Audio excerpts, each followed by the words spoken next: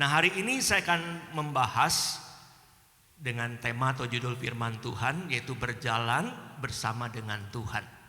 Nah, Bapak Ibu, sebulan yang lalu ya kita dihebohkan dengan berita pertarungan antara artis ya. Jadi tepatnya pada tanggal 22 Juni. Jadi ada seorang artis bernama Randy Pangalila. Dia ini memang hobinya dari kecil suka olahraga bela diri, taekwondo ya. Jadi dia berlatih dan sampai badannya pun bagus ya. Nah, jadi ketika itu dia berkiprah di MMA. Jadi MMA ini adalah pertarungan, jadi seni bela diri campuran. Mau ada gulat kayak ada apa, judo, ada komplit di situ. Dan Randy Pangalila ini ketika berkiprah di MMA ini ya, dia selalu menang. Dia tidak terkalahkan. Jadi dia dapat penghargaan, dapat sabuk ya pada saat itu. Nah, dia tuh ingin mengakhiri karirnya sebagai petarung MMA ini. Dia ingin menantang yaitu bernama KKJ, yaitu Jackson Carmela ya. Jackson Carmela ini adalah memang atlet ya, dia ini memang petarung dari kecil ya. Dan dia mendapatkan medali emas waktu PON 2020 di Jayapura. Dan dia 8 kali menjadi juara dari bela diri Muay Thai ya. 8 kali dia menjadi juara nasional. Dan tentunya dia punya pengalaman yang banyak, keahliannya dan ditakuti pada saat itu. Jadi Randy Pangalila ini ingin mengakhiri istilahnya karirnya sebagai petarung MMA ini, menantang benar-benar atlet ya. Benar-benar atlet profesional karena dia adalah petarung amatiran ya, jadi dia ingin menantang seorang atlet profesional yang memang di bidang pertarungan pada saat itu ya.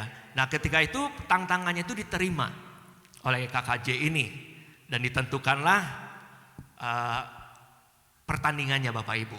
Nah, si Randy Pangalila ini selama 2 tahun dia berlatih dan dia panggil pelatih yang ternama di Indonesia yang memang ahlinya di kickboxing pada saat itu. Nah, ini memang pertarungannya nanti ketemunya di kickboxing. Jadi kickboxing itu di tengah-tengah MMA, ini Muay Thai dan kickboxing. Jadi ada aturannya, ada yang tidak boleh dilakukan di MMA ataupun di Muay Thai ini, saudaraku. Ya, jadi selama 2 tahun dia berlatih dan dia katakan bahwa selama 2 tahun itu dia merasakan ketakutan yang sangat hebat ketika ingin menghadapi KKJ ya. Walaupun dia panggil pelatih yang nomor 1 di Indonesia. Lalu si pelatihnya tuh dia memanggil atau menyewa sparring partner mantan juara nasional ya yang sudah berpengalaman untuk sparring partner dengan Randy Pangalila supaya Randy Pangalila ini punya kepercayaan diri ya ketika menghadapi KKJ. Tapi tetap saja selama 2 tahun itu dia sudah dibabak belur, dipukulin sama sparring partnernya yang juara nasional, mantan juara nasional. Tapi dia tetap rasa takutnya mencengkram kehidupan dia, melingkupi kehidupannya. Dan apalagi menjelang hari H-nya, sebelum pertandingan, dia minta gembalanya ya untuk mendoakan dia. Lalu gembalanya mengurapi tangannya, mengurapi kakinya. Dan saya dengerin ketika di podcastnya, bukan di jadi dia punya si Randy Pangalila ini punya YouTube ya pribadinya, dan doa-doanya si pendeta itu ada gitu di dalam tayangan YouTube tersebut, dan saya dengerin doa-doanya. Dia mengurapi tangan kakinya, pokoknya ada hal-hal yang mujizat akan terjadi di dalam pertandingan tersebut. Nah, ketika sudah waktunya dia untuk naik ke ring, ketika dia naik ke ring, dia tetap merasakan ketakutan itu semakin besar. Dan dia bilang, berteriak dalam hatinya, aku tidak sendirian, ada Tuhan bersamaku ya. Aku percaya bahwa Tuhan menyertainya. Dan tiba saatnya pertarungan tiba, menit awal ya, dia dihajar babak belur sama KKJ. Karena memang KKJ ini adalah atlet profesional ya, dia memang berbakat dan dia memang prestasinya sangat luar biasa. Babak belur Bapak Ibu, di menit pertama itu babak belur. Tapi disitulah ketika Randy Pangalila ditendang sama dengkulnya sambil terbang, itu kena rahang, jatuh Randy Pangalila. Cuma Randy Pangalila bilang ketika jatuh dia gelap kan, istilahnya blackout. Dia bercoba untuk bangkit kembali. Walaupun penglihatannya belum sempurna ya, cuma hanya mata kanannya yang bisa melihat sedikit saja. Nah ketika dia siap lagi ditendang lagi Bapak Ibu. Tapi untung tendangannya nggak kena rahangnya lagi, tapi kena pelipis kirinya. Jatuh lagi Bapak Ibu, tapi dia bangkit lagi ya. Karena dia bilang saya harus istilahnya ini pertandingan terakhirku, ini sesuatu yang harus aku buktikan ya. Dan benar saja dengan sekian detik kelengahan KKJ, dia bisa 3 kali menendang rusuk kiri pada KKJ dan tendangan terakhir itu mematikan dan akhirnya KKJ knockdown, KO, nggak bisa bangun lagi. Ya jadi setelah pertandingan ini selesai, lalu KKJ mengklarifikasi ya di sebuah podcast acara Halilintar, dia bilang itu tendangan yang pertama itu lutut kena rahang. Kalau bukan Randy Pangalila itu sudah nggak akan bangun lagi. Lalu tendangan yang keduanya pun ya kalau bukan Randy Pangalila itu tidak akan bangun lagi. Kenapa Randy Pangalila bisa bangkit, bisa menang? Karena dia berjalan bersama dengan Tuhan. Walaupun keduanya ini anak Tuhan loh ya. KKJ pun orang Kristen. Randy Pangalila pun orang Kristen. Tapi apa yang membedakannya? Kalau Randy Pangalila dia berjalan bersama dengan Tuhan. Tapi KKJ dia tidak berjalan bersama dengan Tuhan. Jadi ada sesuatu perbandingan. Nah kita akan belajar dari kisah ini Bapak Ibu. Bagaimana di dalam Alkitab pun ya ada seorang pribadi bernama Yosua. Dia mengalami ketakutan yang lebih besar daripada Randy Pangalila ya. Dia mengalami tantangan yang lebih besar daripada Randy Pangalila ya. Dia menghadapi masalah yang lebih besar daripada Randy Pangalila ya. Ketika Musa meninggal, lalu Musa menyerahkan tongkat estafet kepemimpinannya kepada Yosua, memimpin bangsa Israel menuju tanah perjanjian. Nah, kalau kita lihat bagaimana Yosua mensandingkan hidupnya dengan Musa itu jauh berbeda Bapak Ibu. Jomblang sekali. Kenapa? Karena Musa itu sebelum dipanggil Tuhan untuk memimpin bangsa Israel keluar dari Mesir ya menuju tanah perjanjian, Musa ini besar di dalam kerajaan Mesir Bapak Ibu. Dia dibesarkan oleh istri Firaun ya. Dan dia dididik, dia diajar, dia dilatih dan menjadi seorang jenderal perang pada saat itu. Dan dia menghadapi 1 juta tentara Ethiopia dan dia kalahkan Bapak Ibu. Bagaimana ini prestasi yang sangat luar biasa, dedikasi yang sangat luar biasa yang ada di dalam kehidupan Musa. Jadi ketika dia menerima tongkat estafet kepemimpinan dari Musa, waduh ini aku nih siapa ya?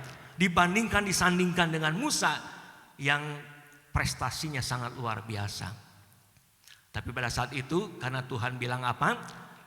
Memang aku memilih kamu ya.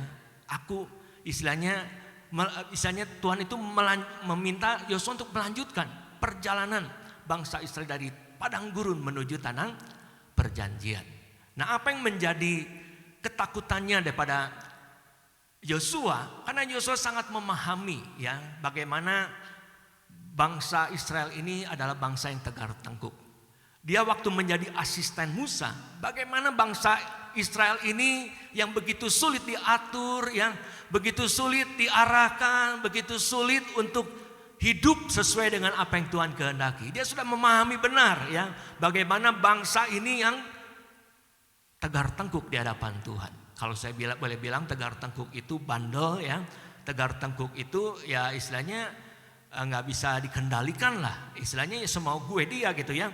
Jadi itu yang dihadapi oleh Yosua ketika menerima tongkat kepemimpinan daripada Musa. Lalu dia juga harus menghadapi, di sini dikatakan adanya orang-orang tinggi besar, perawakannya seperti raksasa ya. Di sini ada orang enak ya yang harus dihadapi, yang harus dia kalahkan ya. Dan diperkirakan tingginya pun 3 meter Bapak Ibu ya. Dan dia harus mengalahkan raksasa-raksasa yang di hadapan yang ada di yang di tembok Yeriko yang harus dia kalahkan. Lalu dilanjutkan lagi dengan orang-orang Yeriko, dengan orang-orang Amori, orang Feris, orang Kanaan, orang Het, orang Gegasi, orang Hewi dan orang Yebus. Ini bangsa-bangsa yang harus dikalahkan. Ada listnya Bapak Ibu ya. Tuhan sudah kasih tahu kepada kepada Yosua, ini list yang harus kamu kalahkan. Bayangin Bapak Ibu ya. Ketika kita menerima tongkat estafet kepemimpinan, lalu Tuhan kasih listnya nih, ada orang enak, orang raksasa, dan ini bangsa-bangsa yang harus kamu kalahkan. Waktu ini semua tantangan yang sangat besar, ini masalah yang sangat besar yang membuat Joshua sangat takut pada saat itu. Dia merasakan bagaimana dia, kayaknya nggak mampu deh bawa bangsa Israel menuju tanah Kanaan. Kayaknya ini nggak mungkin gitu kan, bahwa dia bisa membawa bangsa Israel menuju tanah perjanjian. Nah di sini kita akan belajar bagaimana Joshua berjalan bersama dengan Tuhan ya. Walaupun mungkin di dalam hatinya ada satu struggle, ada satu bertentangan. Wah, secara manusia kita mungkin juga mengatakan, nggak mampu lah, nggak bisa gitu kan.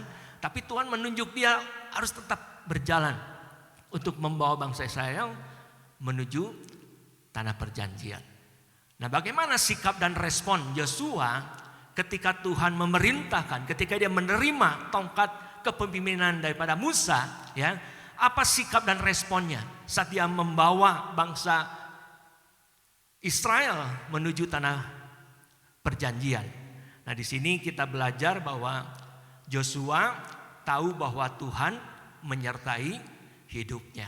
Dan ini yang patut kita istilahnya garis bawahi dalam kehidupan kita, bahwa Tuhan itu selalu menyertai kita semua. Karena Tuhan kita Immanuel, Allah yang beserta kita. Baik suka maupun duka, baik susah maupun senang, Allah ada menyertai kehidupan kita.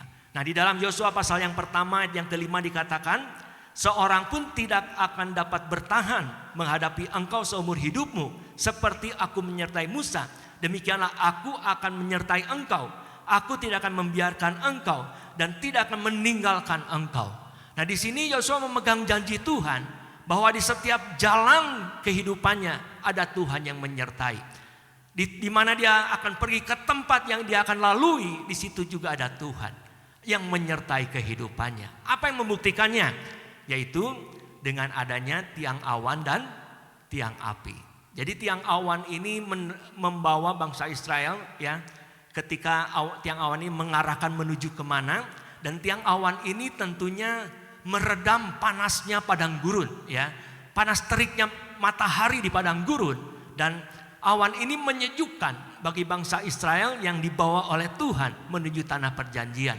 Bayangin tiang awan yang sangat luar biasa ini yang membuat bangsa Israel di padang gurun yang panas terik pada waktu siang itu merasakan mungkin ya suasananya seperti di Lembang lah, sejuk ya, nyaman dan nggak kegerahan, nggak kepanasan Bapak Ibu.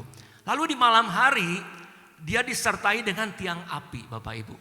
Jadi bangsa Israel tidak usah bikin api unggun karena dinginnya di padang gurun. Kalau Bapak Ibu baca di Google itu dinginnya di padang gurun itu lebih dingin udara daripada Lembang ini Bapak Ibu. Ya dingin sekali Bapak Ibu. Bahkan mungkin ya bisa sampai minus derajat Celcius ya yang dirasakan di padang gurun. Jadi pada malam hari itu api itu menghangatkan bangsa Israel ya yang sedang berkemah, sedang beristirahat pada malam hari. Jadi mereka nggak perlu lagi pemanas ya, nggak perlu lagi api unggun karena Tuhan yang membuat mereka nyaman untuk dia bisa istirahat dengan tidak kedinginan karena ada tiang api yang menyertai mereka. Jadi ini bukti bahwa Yosua yakin, ini penyertaan Tuhan dan dibuktikan oleh Tuhan. Jadi dia berpegang teguh dan dia meyakini akan janji Tuhan, di mana Tuhan selalu menyertai kehidupannya. Nah, pertanyaannya Bapak Ibu, kenapa banyak orang yang tidak mau berjalan dengan Tuhan? Pastikan ada alasannya dan mungkin juga ada istilahnya. Ya mungkin kita punya, ya katakanlah saya nggak mau berjalan bersama dengan Tuhan. Pasti kita punya alasan-alasan tertentu ya. Mungkin kita punya sesuatu yang kiranya nggak usah deh kita berjalan bersama dengan Tuhan. Nah ternyata kenapa banyak orang tidak mau berjalan bersama dengan Tuhan? Karena mereka tidak melibatkan Tuhan di dalam perencanaan hidupnya. Karena mereka tidak mengikut sertakan Tuhan di dalam seluruh aspek segi bidang kehidupannya. Nah Bapak Ibu patut ketahui bahwa banyak orang berpikiran bahwa di marketplace ya, di dunia usaha dan pekerjaan itu tidak ada kaitannya tuh dengan Tuhan. Jadi mereka berpikir bahwa di marketplace itu bukan ranahnya Tuhan. Yang ada kaitannya dengan Tuhan yaitu di gereja, di dalam pelayanan ya, di mana kita melakukan aktivitas rohani, itu ada Tuhan. Itu ada ranahnya Tuhan. Pasti ada Tuhannya. Kadang kita berpikir seperti itu. Wah, di dunia kerja, di marketplace itu nggak ada Tuhan. Makanya kita nggak melibatkan Tuhan, nggak mengikut sertakan Tuhan di dalam kehidupan kita, di dalam seluruh aspek segi bidang kehidupan kita. Nah, saya akan buktikan di dalam Yakobus pasal yang 4 ayat yang ke-13 dan 14 dikatakan apa? Jadi sekarang hai kamu yang berkata hari ini atau besok kami berangkat ke kota Anu dan di sana kami akan tinggal setahun dan berdagang serta mendapat untung. Sedang kamu tidak tahu apa yang akan terjadi besok. Apakah arti hidupmu? Hidup itu sama seperti uap yang sebentar saja kelihatan lalu lenyap. Nah, Bapak Ibu, dikatakan di dalam ayat pertama ada seseorang yang mencoba, dia ini punya usaha ya. Jadi ada sesuatu yang oke dalam kehidupannya. Jadi dia ingin membuka satu usaha yang baru lah. Dari kota Lembang ini dia ingin membuka usaha di kota besar di Jakarta dengan usaha yang sama. Lalu dia katakan karena dia punya modal, punya uang, oke lah semuanya. Jadi aku akan coba 1 tahun di sana di kota Jakarta. Tunggu dalam 1 tahun ya. Kalau sukses dilanjut, kalau nggak sukses balik lagi ke kota Lembang. Dia mengukur kemampuannya ya dalam setahun nih ya, dia sudah memilih nih, dia sudah punya kehidupan yang oke lah ya, mapan, punya modal ya. Lalu dia berpikir kita coba aja 1 tahun, kalau berhasil kita lanjut, nggak berhasil kita kembali lagi ke kota Lembang. Jadi di sini kita melihat bagaimana orang ini yang sudah mapan, sudah mampu ya, dan dia berpikirkan bahwa inilah dunia usaha, inilah marketplace ya. Kita punya modal, ya kita punya spekulasi lah, kita punya pilihan, punya pengalaman lah ya. Kalau misalnya kita dalam usaha ini nggak ada kemajuan, ya nggak masalah. Ya ada gambling, ya kita ada bisnis yang lain, ada modal yang lain, Bapak Ibu. Jadi disitulah letaknya. Kita tidak melibatkan Tuhan di dalam setiap perencanaan di dalam kehidupan kita, di setiap planning kehidupan kita, di setiap segi bidang aspek kehidupan kita. Kita tidak mengikut sertakan Tuhan. Ya, jadi memang Bapak Ibu, Tuhan tidak melarang kita punya rencana, punya planning hidup dalam kehidupan kita. Memang di dalam Amsal pasal yang ke-19 ayat yang ke-21, banyaklah rancangan di hati manusia, tetapi keputusan Tuhanlah yang terlaksana. Ini bukan berarti Tuhan melarang. Kita nggak boleh punya planning hidup, nggak boleh punya cita-cita, nggak boleh punya angan-angan, ya, nggak boleh punya perencanaan dalam kehidupan kita. Tuhan tidak melarang, Bapak Ibu, ya. Di sini Tuhan mengingatkan kita, apapun rencana kita, apapun planning hidup kita, ya, ingat keputusan Tuhanlah yang terjadi. Ya, makanya di dalam Yakobus tadi, ya, ketika seseorang yang sedang ingin berdagang ke kota besar, dikatakan sedang kamu tidak tahu apa yang akan terjadi besok. Ini yang patut kita renungkan, ya. Jadi memang dalam kehidupan kita keputusan Tuhan yang terjadi. Tapi tetap kita harus punya planning, punya perencanaan, ya. Punya istilahnya cita-cita, angan-angan dalam kehidupan kita. Kenapa? Karena jawabannya dalam Amsal pasal yang ke-16 dan yang ketiga, serahkanlah perbuatanmu kepada Tuhan, maka terlaksanalah segala rencanamu. Kalau kita melibatkan Tuhan di dalam setiap perencanaan kehidupan kita, mengikut sertakan di dalam angan-angan impian cita-cita kita, maka saya tidak percaya semuanya akan terlaksana dalam kehidupan kita. Karena ada Tuhan yang menyertai di dalam setiap kehidupan kita. Ini yang patut kita renungkan pada pagi hari ini. Saya sangat tidak setuju Bapak Ibu dengan perkataan bahwa hidup itu seperti roda, ya. Kadang di atas, kadang di bawah. Tapi saya lebih setuju perkataan firman Tuhan. Pengkhotbah pasal yang ketiga, yang pertama, untuk segala sesuatu ada masa dan ada waktunya. Ada waktu, ada masa kita berkelimpahan. Tapi ada masa dan ada waktu kita berkekurangan. Jadi hidup itu seimbang Bapak Ibu, balance ya dalam kehidupan kita. Nah oleh karena itu ketika kita dalam waktu atau masa berkekurangan, nah apa yang kita lakukan? Ya kita tetap mengucap syukur di dalam segala hal. Baik di dalam kekurangan, baik di dalam kelimpahan, kita mau tetap berjalan bersama dengan Tuhan. Ikut sertakan Tuhan di dalam kehidupan kita. Kalau kita mengalami kegagalan itu biasa Bapak Ibu. Karena kegagalan itu bukan akhir daripada segalanya. Justru melalui kegagalan kita memiliki pengalaman yang baru. Melalui kegagalan kita memiliki satu ya pengajaran yang mendidik kita. Ya dari kegagalan inilah membuat kita menjadi orang yang mengalami upgrade diri, yang mengalami peningkatan dalam kehidupan kita. Karena melalui kegagalan kita akan lebih baik. Ya, karena kegagalan kita akan belajar bagaimana kita supaya mengalami hal-hal yang lebih baik dalam kehidupan kita. Jadi dari hal inilah Joshua meyakini bahwa Tuhan selalu menyertai di dalam kehidupannya. Tuhan ada bersamanya. Karena dia Immanuel, Allah yang menyertai kehidupan kita. Dan kita melihat bagaimana buktinya Reni Pangalila bisa mengakhiri karirnya dengan baik dan menjadi juara, mengalahkan KKJ karena dia mau berjalan bersama dengan Tuhan. Bagaimana dengan setiap kita Bapak Ibu? Bahwa Tuhan itu selalu menyertai kehidupan kita. Kadang kita selalu meragukan, kadang kita istilahnya ya dengan jujur kata oleh karena pengalaman hidup, kemapanan hidup ya, sehingga kita nggak perlu lagi melibatkan Tuhan di dalam setiap kehidupan kita. Padahal Tuhan ada bersama dengan kita. Tapi kita lebih baik dan lebih indahnya kalau kita bekerja sama dengan Tuhan, mengarungi perjalanan kehidupan kita hari demi hari bersama dengan Tuhan. Nah hal yang kedua ya, apa yang dialami oleh Joshua ya, sikap dan responnya ketika dia membawa bangsa Israel menuju tanah perjanjian. Nah ternyata Joshua tahu bahwa Tuhan memerlukan keteguhan hatinya. Nah ini sampai 3 kali Bapak Ibu Tuhan bicara kepada Joshua, teguhkanlah hatimu, ya jangan takut dan gentar.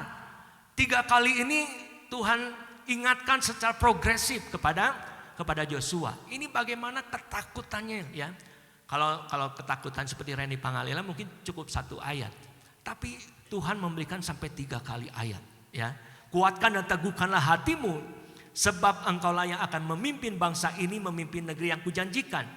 Dengan bersumpah kepada nenek moyang mereka untuk diberikan kepada mereka.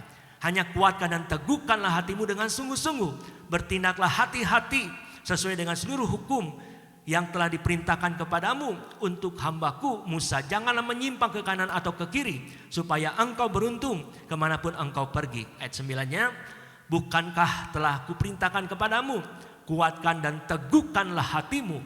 Janganlah kecut dan tawar hati, sebab Tuhan Allahmu menyertai engkau kemanapun engkau pergi. Jadi di sini penekanannya bahwa Tuhan meminta agar Joshua meneguhkan hatinya. Keteguhan hati itu seperti apa? Ya pengertiannya.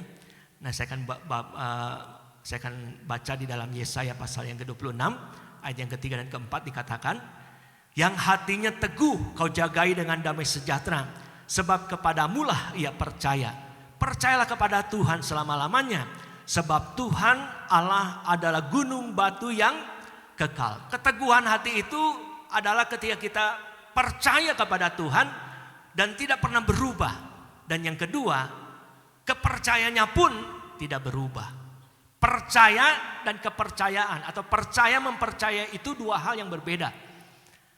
Bapak Ibu bisa saja percaya kepada saya sebagai pendeta ya, sebagai rohaniawan, tapi belum tentu Bapak Ibu mau mempercayakan hidupnya kepada saya. Betul nggak Bapak Ibu? Tapi kalau saya punya pabrik 10, saya yakin dan percaya deh Bapak Ibu mau mempercayakan hidupnya kepada saya. Karena saya punya pabrik ya, 10 pabriknya Bapak Ibu, nggak tanggung gitu saudaraku. Ada jaminan, ada kepastian, nggak akan hidup susah deh kalau hidupku mempercayakan kepada Pak Thomas seperti itu. Nah Bapak Ibu ya, kita kepada Tuhan pun sama. Kita percaya sama Tuhan. Tapi kadang kita juga gak mau mempercayakan hidup kita kepada Tuhan. Karena kita selalu melihat skeptis ya. Kalau ada buktinya kita baru percaya. Kalau nggak ada buktinya kita nggak percaya. Ini skeptis dalam kehidupan kita. Jadi kalau ikut Tuhan itu berbahagia. Orang yang percaya tapi tidak melihat. Tapi kadang kita enggak. Kalau bisa sih Tuhan melihat ya, baru aku percaya gitu kan, dibalik Bapak Ibu. Tapi berbahagialah orang yang percaya ya, tapi tidak melihat Bapak Ibu. Jadi kita percaya dan mempercayai hidup kita kepada Tuhan yang tidak pernah berubah di dalam kehidupan kita. Apapun yang terjadi dalam kehidupan kita, kita masih tetap bisa menyembah Tuhan.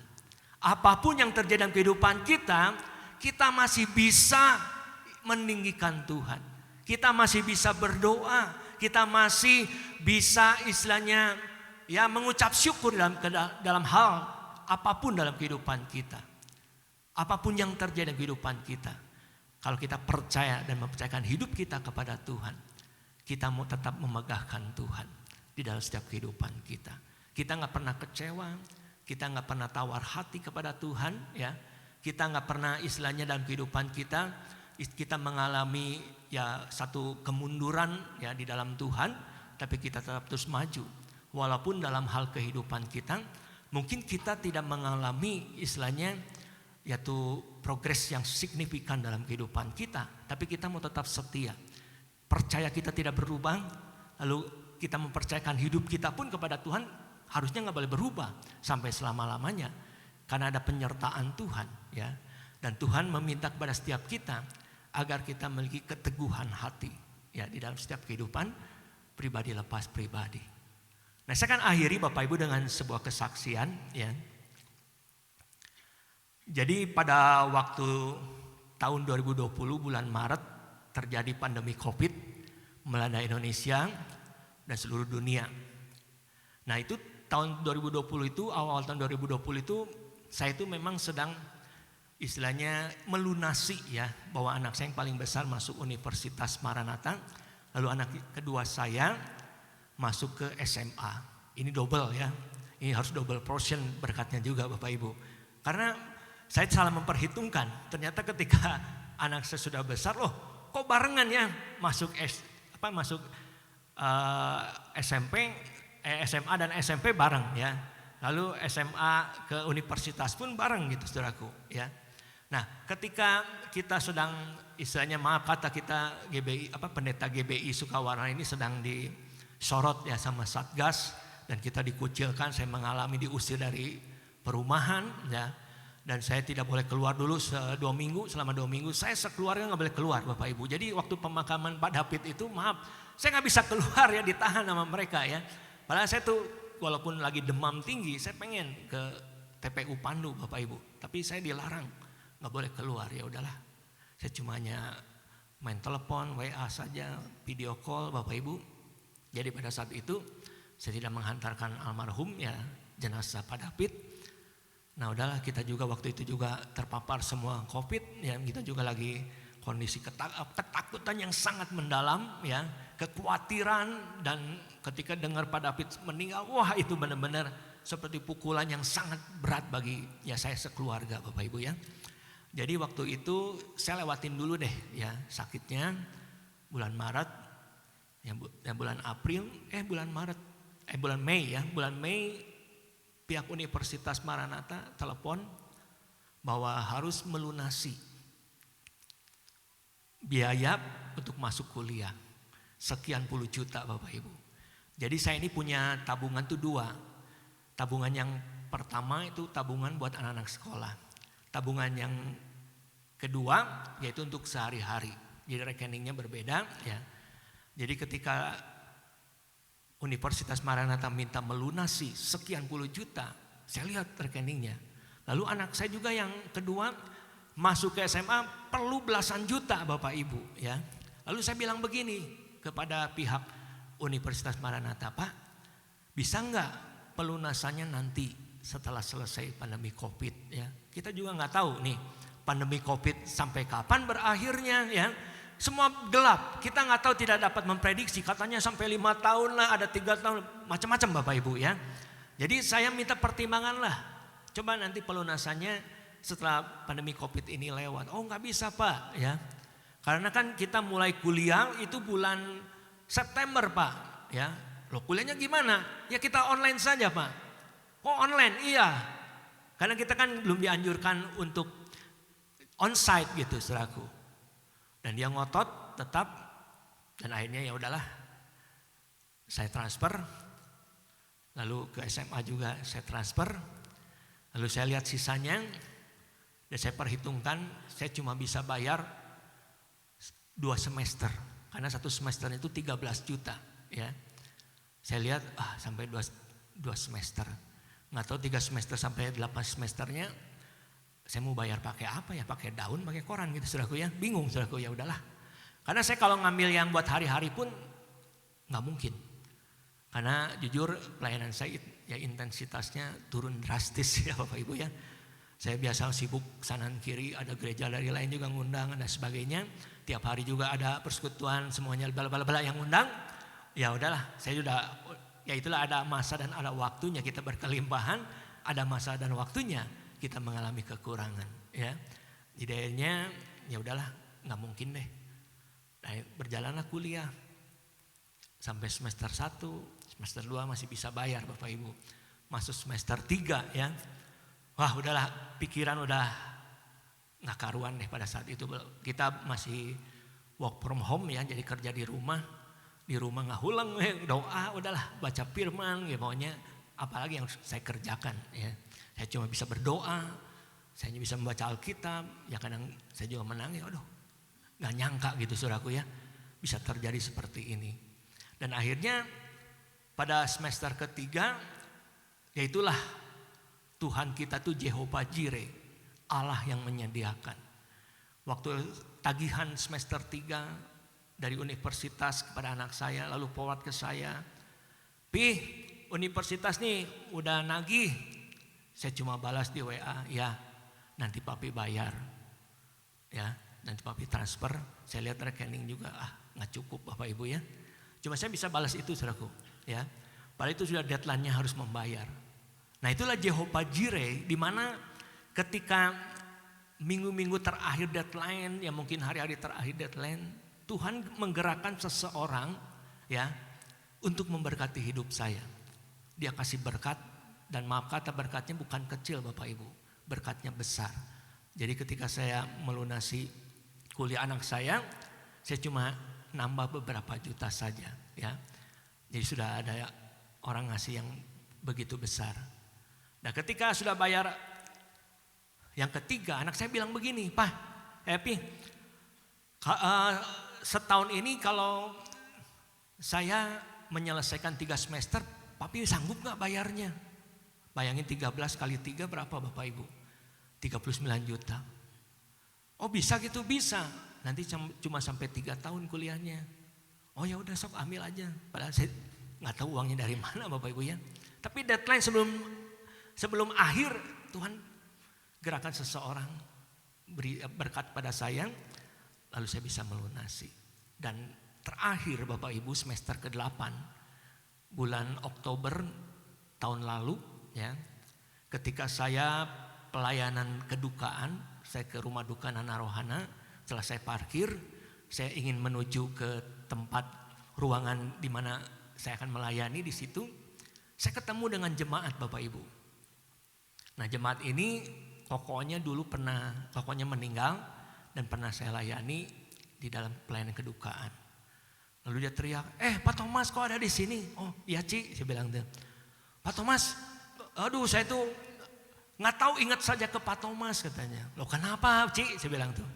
Ya nggak tahu, pokoknya kalau ingat ke Pak Thomas tuh merasa bersalah. Oh bersalah kenapa? Saya bilang, ya pokoknya bersalah ingin memberkati katanya.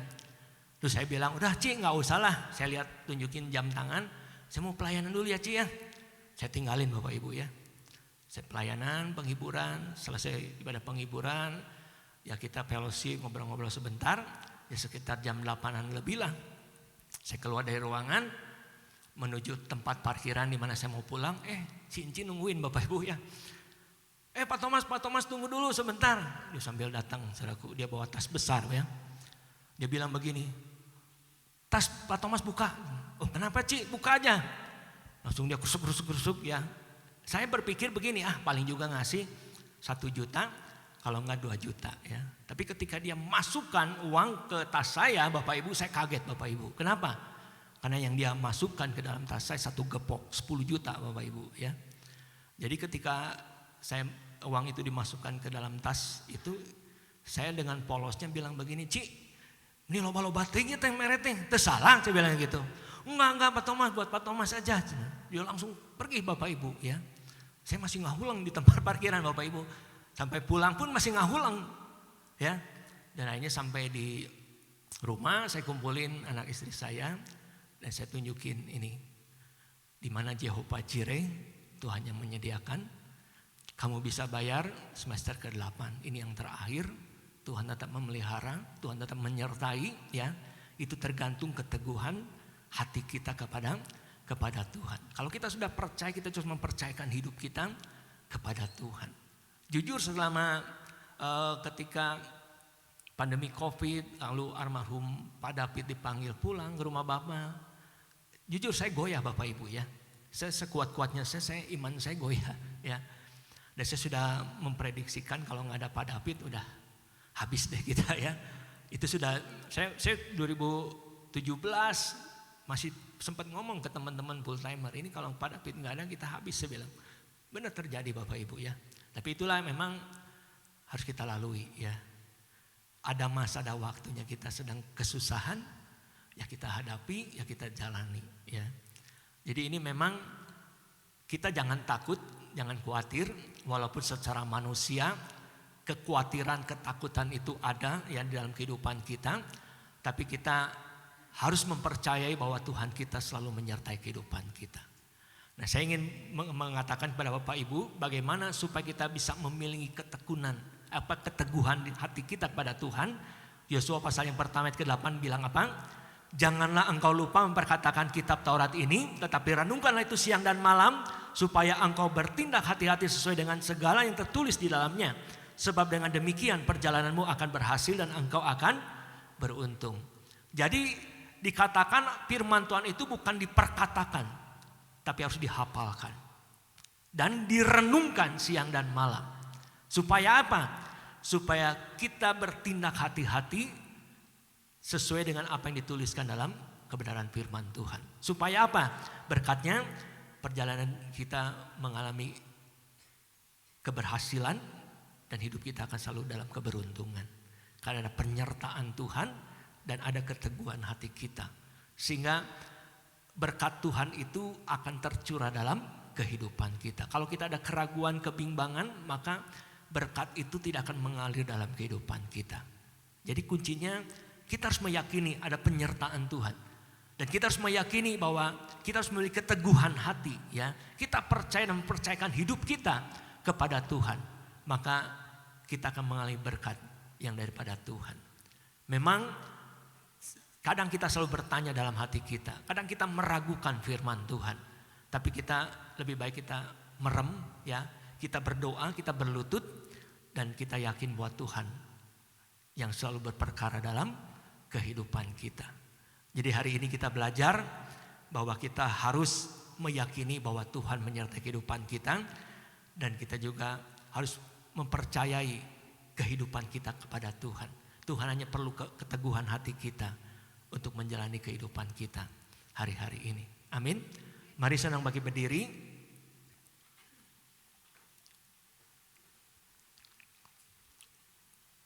Mungkin Bapak Ibu hari-hari ini mengalami hal-hal yang menakutkan dalam kehidupan Bapak Ibu.